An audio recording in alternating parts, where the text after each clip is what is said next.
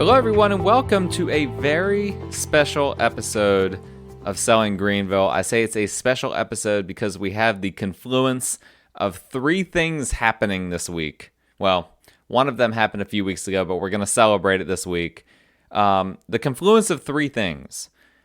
First, this is our 50th episode of the podcast. I've done this for 50 straight weeks, and I would like to, I should say not 50 straight weeks. We did skip 1 week because of the holidays. I did preface that, but we've done it for 50 weeks, 50 out of the past 51 weeks, and I'd like to pat myself on the back for that. And I would also just like to thank you guys as the listeners for making it worth my time for actually listening to this. Some of you listen to it every week. I really appreciate that. And a shameless plug, please make sure you subscribe, download, rate, and review this podcast. I always ask you guys to do that, but I really appreciate if you do.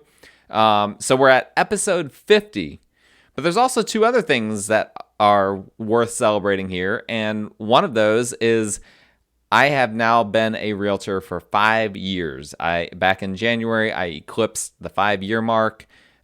Very few realtors make it past year 2. So I'm very grateful for all of you that have been my clients over the years, and for anyone that's not listening has been my clients over the years. You guys have made this a great career for me, and I really appreciate that. And additionally, this week, on February 11th, it is my 35th birthday. So I have a lot of things happening here all at once, and I'm excited to celebrate all of that. And again, we're just going to have kind of a fun podcast here today, where I'm just going to discuss kind of some of the top lessons that I've learned really over the course of my whole life, but specifically since I've been in real estate as a realtor, as an investor, and I hope that that's helpful for you guys. Just a reminder, as always, my name is Stan McCune. My contact information is in the show notes if you need me for any reason. I represent buyers and sellers in real estate. I also invest in real estate.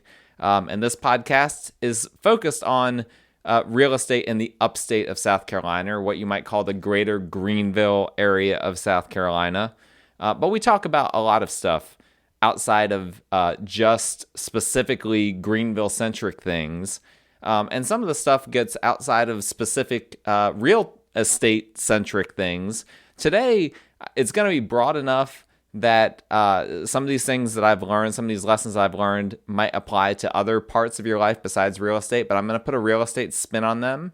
And I always preface that when I talk about real estate, it really is always local. Even if I don't share specific local statistics about Greenville or whatever, I have people that will ask me, well, what's the market like here? What's the market like there? Does this apply to what's happening over here in California? Or does this apply to what's happening in even North Carolina or Georgia?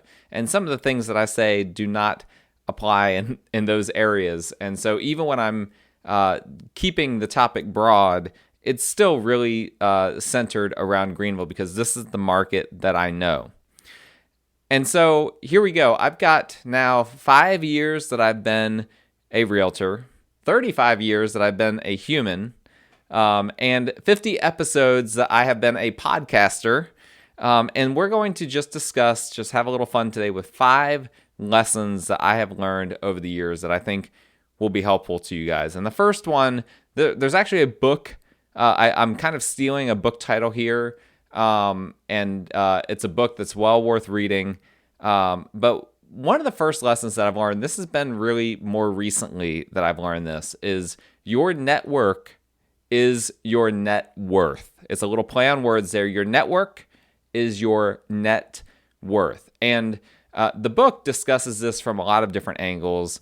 And I'm not going to get into that. You can read that book if you're interested. But I have learned in the years that I've been in real estate, it's really valuable for me to network with a lot of people. And at first, I thought that I needed to just network to just get my name out there. I actually learned that really that wasn't useful. A lot of realtors, they network specifically because they want other people to meet them. And what I've learned is that I need to network and focus my networking on meeting other people. And when I shifted that mindset, it completely opened up a whole new world for me where I'm not just, in sales mode all the time trying to sell people on here I am as a realtor, but secondly, it opened up these doors where I was able to enter into new communities of real estate, new areas of real estate, get to know more contractors and more inspectors, people that are multifamily specialists, people that are investors that focus on flipping houses, people that focus on big developments, people that are wholesalers, and all these different types of people in the industry. And guess what? The past year, I've gotten like multiple job offers because as I have networked with these people, try to get to know them, they're like, hey, can you come and be a part of our team? And I'm not just saying, when I say job offers, I'm not just saying from other brokers in real estate. We get that all the time in real estate. If you're a realtor, a lot of real estate companies operate like pyramid schemes. So they just want to get more bodies in there. I'm not even talking about that, like actual job offers from actual companies looking to pay a salary. And I have politely turned those down because I love what I do. And it would be hard for me to work a salaried office position now that I've had a taste for now 4 years full-time of self-employment. But all that to say, my network has directly impacted my net worth, and in so many different ways. There are multiple, I could tell you so many closings over the years as a realtor that I've had that I wouldn't have if it wasn't for my network. I can speak to homes that I have bought and flipped, and properties, rental properties that I have that I would not have if it wasn't for the fact that I put in the time to network and to get to know people that were operating in these different spaces. And if you've listened to my past episodes that I did kind of around the end of last year, beginning of this year, where I discussed some of the health problems I had last year, there was a real moment in there where I wasn't sure I was going to be able to continue as a realtor because I had to go 6 months without driving. And I wasn't sure if that was going to be just my new lifestyle where I just wasn't going to be able to drive. And if that was the case, I don't think I would have wanted to continue as a realtor, at least in the space that I've been in. And so I knew, I was confident even in that moment, hey, you know what? I've got a network here. I'm pretty sure, based on the fact that I've gotten job offers and whatnot, I could find another career probably similar to what I'm doing or whatever that I could transition into. Thankfully, that didn't have to happen. Thankfully, I got cleared to drive several months ago. I've been driving now for, it's basically been another 6 months. We're coming on as well the anniversary of a very big seizure that I had in February of last year that caused all of that. This podcast isn't about that, though. It's about lessons that I've learned and your networking with people, not just for your own benefit to try to sell yourself, but in order to learn from other people. I have found that to be really valuable. And now I'm starting to realize that there's a lot of people in my area that like I used to know like years ago. Maybe I went to college with them or whatever, and I've not gotten together with them in a while. And I'm now starting to try to go through that list as well and just say hi. And we need that more than ever as well in this COVID era where we haven't gotten a lot of social interaction. I want to try to get as much of that as possible from these people that have had a meaningful impact on me in the past. So your network is your net worth. And honestly, it's much, much more than that. That's something that is worth the time spent focused on. Here's lesson number 2. If time is money, your pace of life or your pace in something is your salary. If time is money, your pace is your salary. And in everything in life, there is a certain pace that we're comfortable with, just like there is a certain amount of money that we're comfortable with, right? We need a certain amount of money to come in every month or every year in order to justify the lifestyle that we live. And there is a certain pace of our lives that we really expect and want in order to fit with the lifestyle that we want. And so your pace is kind of like your salary in the time is money equation. And I think that this is so crucial. Like, I had a day not too long ago where it was a really long day, and it wasn't a bad day. It was just a long day, and I got home just exhausted. And it reminded me of when I used to have a salaried position. I used to feel like that every day, and I was like, my gosh, I don't miss that pace. This is a different type of pace. I can operate at my own pace, and if every day, if as a realtor every day felt like that, I would just have to dial it back at that point and find something to cut out. Thankfully, I don't have to worry about that. I go at my own pace. I'm not one of these realtors that, on a day where I don't have a whole lot lined up, I'm going into neighborhoods and knocking on doors and cold calling a bunch of people and bugging them. That's not the way I operate. I operate at a different pace, a pace that I'm comfortable with, a pace that I enjoy.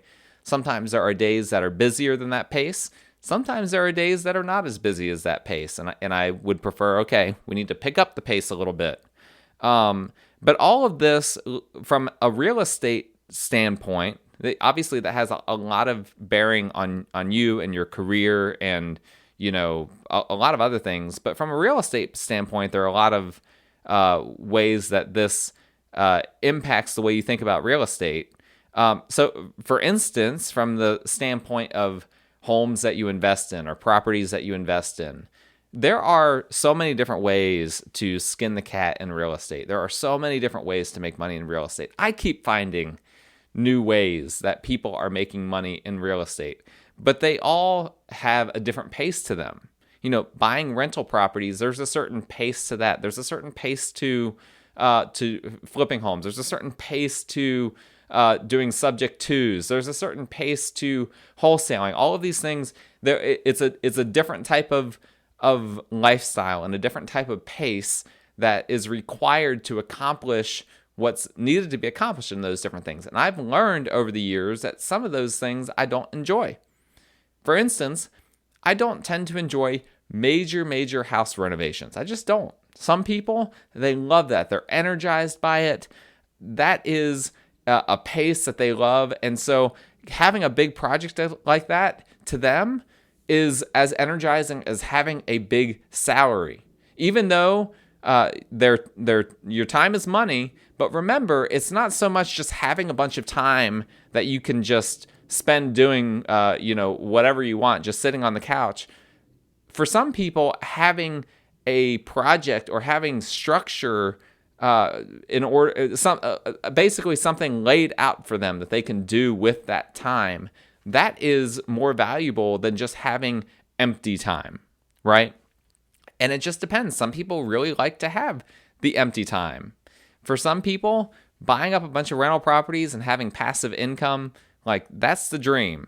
And they can just sit there and, whatever happens, happens. They watch Netflix, sip on a cocktail, whatever the case may be. For some people, that is their ideal lifestyle.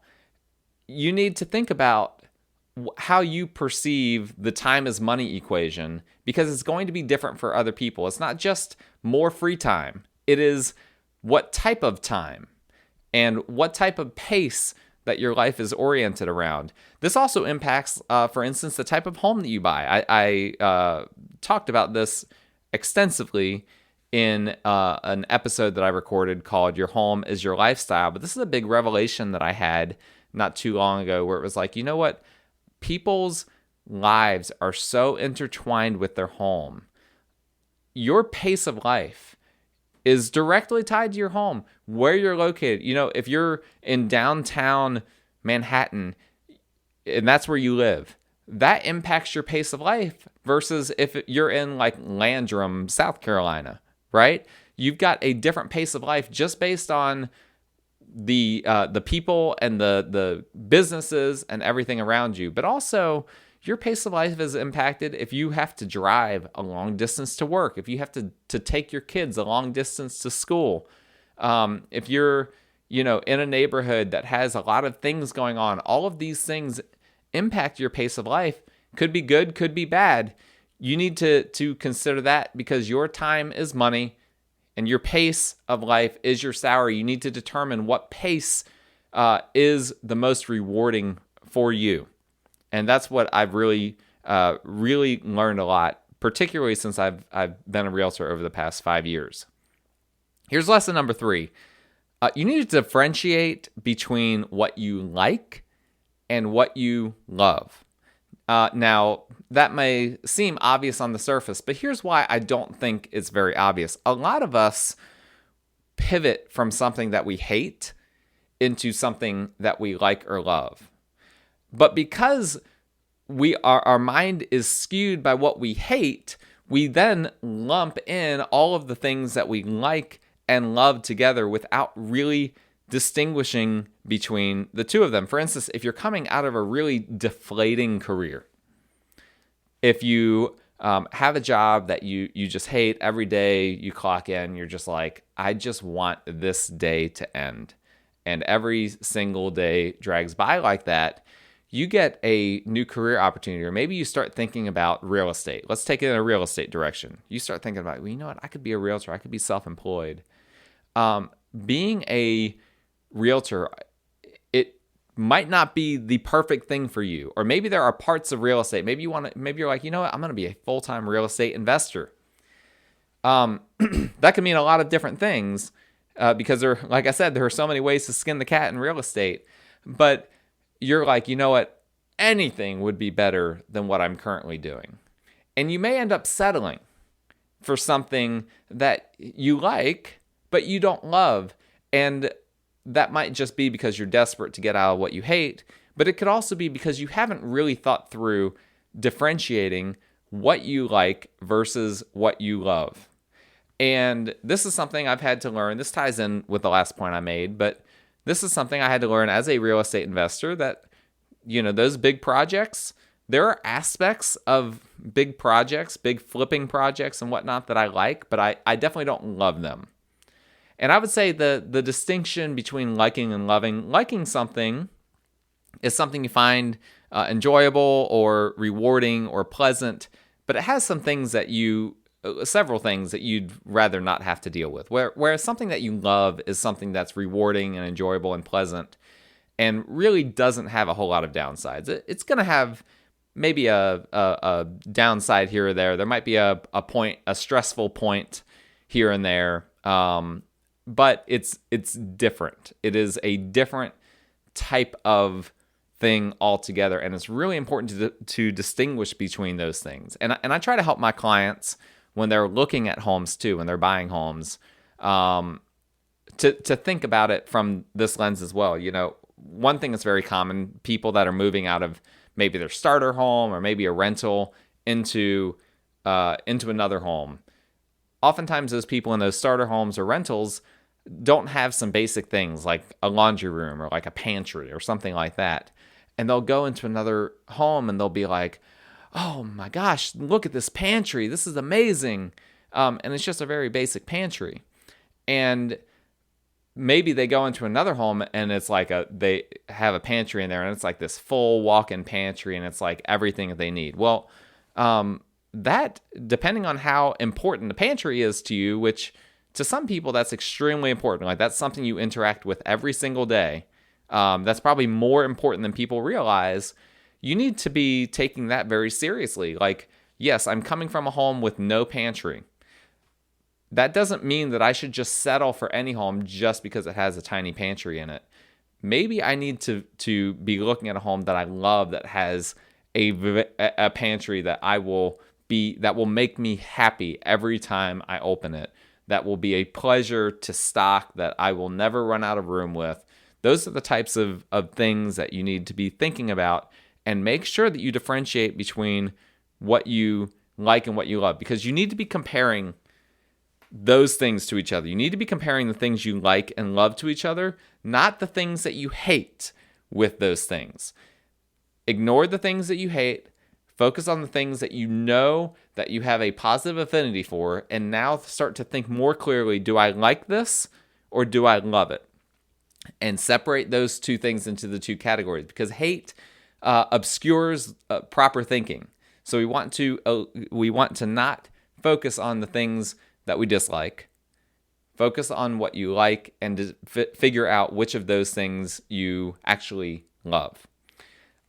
The fourth lesson that I've learned is the hard things in life, and of course real estate, change constantly. And here's what I mean by that. The hard things in life and real estate change constantly. When I first started real estate investing, the hardest thing for me was getting the money to do deals. And there were a lot of deals back then.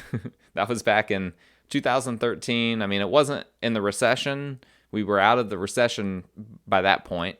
2012, we really, in the housing market at least, obviously the economy had recovered at a different pace, but the housing market really didn't start to recover until 2012 in this area. And by 2013, it was definitely on the upswing. And there were a lot of deals out there. And the hardest thing for me was just to finance those deals. Well, guess what? For a variety of reasons, that's not that hard anymore. It's pretty easy for me to get money. And part of that is, again, my network. Part of that is that I have more money now than I had back then. Part of that is the economy is better and banks are looser and all of that. But now the hard thing is to find the deals. And that's one of the hard things. That wasn't a hard thing in 2013. That's a very hard thing now. There are not very many deals out there. Back then, you could, find a home that had been on the market for half a year, give it a lowball offer, and then you had a pretty decent chance of getting it. You could flip it and make decent money. And, you didn't even necessarily have to do a whole lot. My point is that this is a constantly changing thing. When I became a realtor, things were hard when I first started that are easy now. Now things that were easy to some extent back then are harder. It changes over time, and you need to be flexible and adaptive to that, to understand that as you change as a person and as the markets change, as the economy changes, as the world changes, some things become a lot harder or a lot easier. And you need to, as much as possible, stay up with that and be realistic with yourself. If you're having a hard time doing something that you thought was easy in the past, you could be likely to force it and then find yourself doing something that you regret. You could find yourself, I've talked about this in the past, but when house flipping was easy in 2013, then a few years later, I started really trying to focus on it like a lot more full time. And I started doing deals that weren't good deals. I was forcing it because it was like, man, well, this was so easy just a few years ago. And I've been going at a slower pace. Why is it when I try to increase the pace of this, again, now we're overlapping with the pace discussion we just had, but why is it when I try to increase the pace of this that I'm finding that it's a lot more difficult? Well, a lot had changed during that time. And I needed to adapt my strategy, and I have now. It's even harder now to flip houses than it was back then, but I've become more successful now than I was back then. And that's because I've learned a recipe that works for me. Now, other people have a recipe that works for them that I would never even approach. And that's just, again, going back to the pace discussion, it's just not something I'm comfortable with. But at some point, the recipe that works for me now probably won't work. Or maybe I'll need to reconfigure that recipe, mix up the ingredients a little bit. You need to be able to be honest with yourself and to constantly reevaluate. If something's not working, okay, what do I need to do to change? Or maybe there's just a different market that you need to pivot to if we're talking about real estate. That was what I did for a time. I pivoted to rental properties, and that's what got me into multifamily and rental properties, and that's become a major part of my business. I've helped both myself acquire a lot of those properties. I've had a lot of my clients over the years acquire a lot of small multifamily properties, and that was just a result of me reassessing what I was doing and saying, you know what, this isn't working. Let me try this and see if this works. Oh, it does work. Okay, why does it work? And then in that constant state of reflection and reassessment, I've found more and more of those types of niches like that and more things that work. And that's a very important thing to consider, because the market and my lifestyle and my skill set and whatnot that I have right now and that's happening right now will not be the same in 5 years.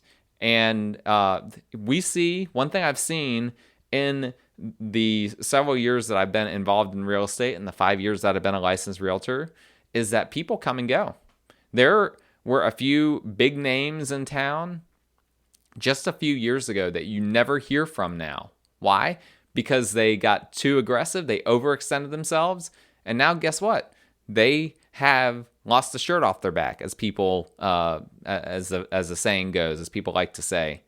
And you can't let that happen. You've got to make sure that you are realistic with yourself, that you stay ahead of yourself and ahead of the times as much as possible. Use technology to its fullest extent as technology becomes available, and change as the times change.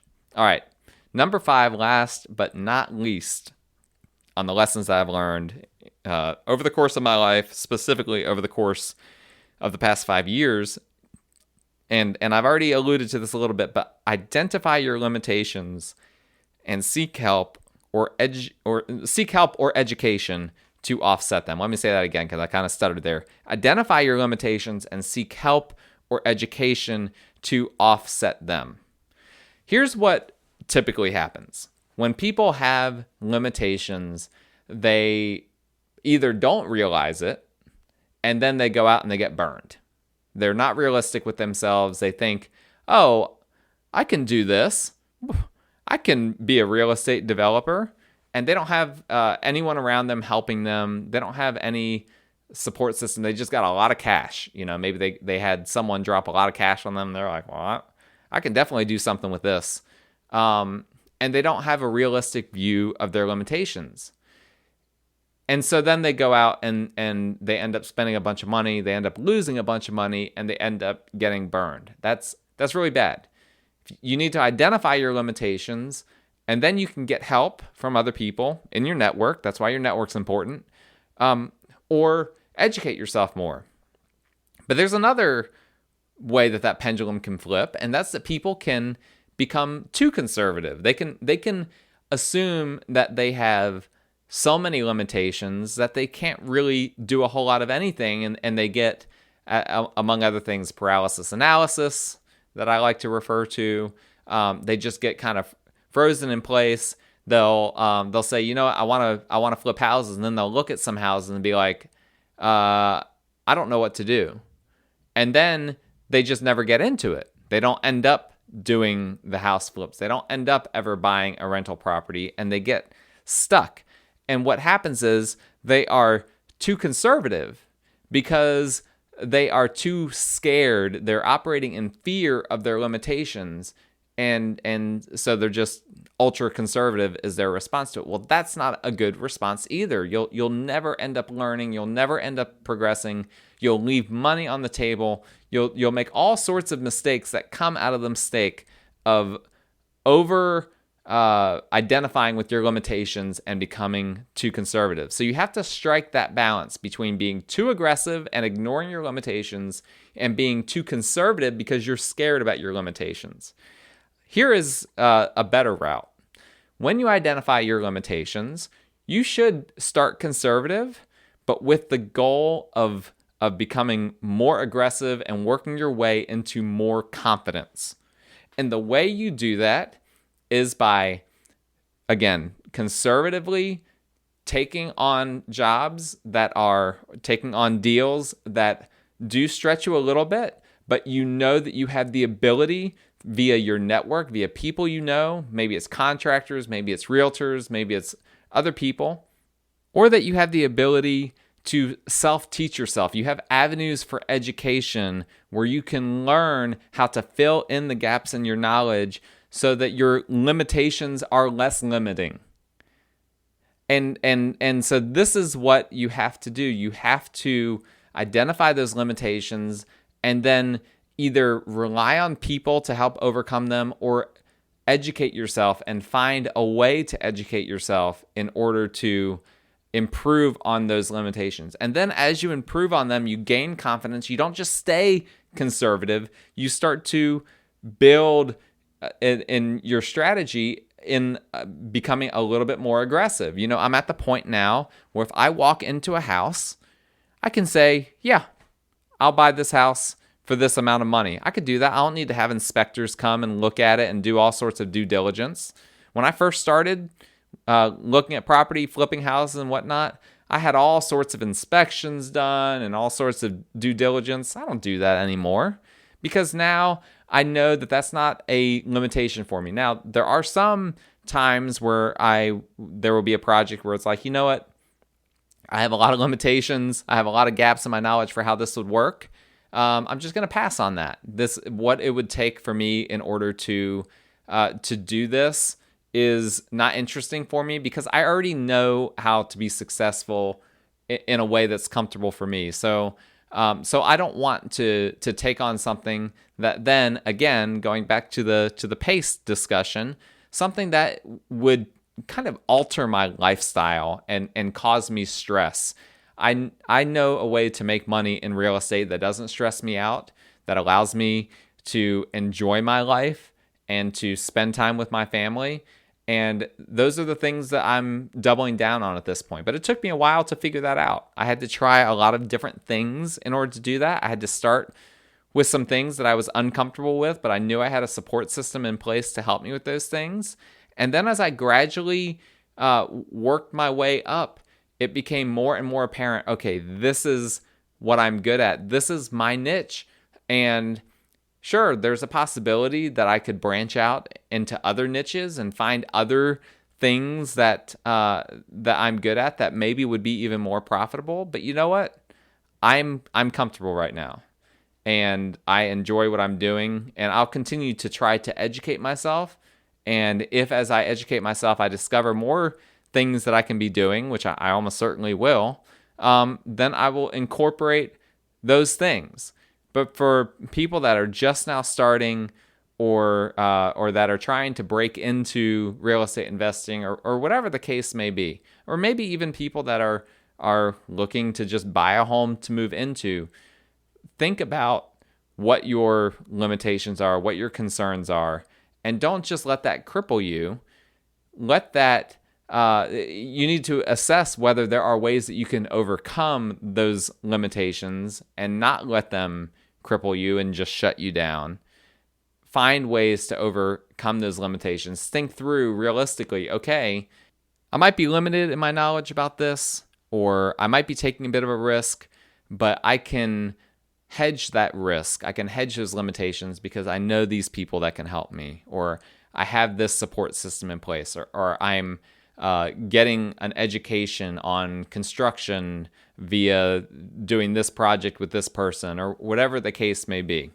There are ways to do that so that you don't just get stuck in being ultra conservative and never being willing to take a risk that could improve your life. So those are the 5 lessons that come to mind that I've learned over the years. Your network is your net worth. If time is money, your pace is your salary. Differentiate between what you like and what you love versus what you hate. The hard things in life and real estate change constantly, and identify your limitations and seek help or education to offset them. Those have been incredibly valuable lessons for me. I hope it puts the bug in your ear, helps you to start thinking about what are some ways that those lessons can be valuable for you. And again, if I can help you with real estate in any way possible, let me know. My contact information is in the show notes. Please go ahead and download, subscribe, rate, review this podcast to show your appreciation for it, to encourage me to continue to record these episodes as we now approach a year that I've been doing this. I pay attention to those ratings, to those reviews that come in, so please do that. I really appreciate those of you that have. Until next time, I hope you guys stay safe, and I'm going to be partying and enjoying my 35th.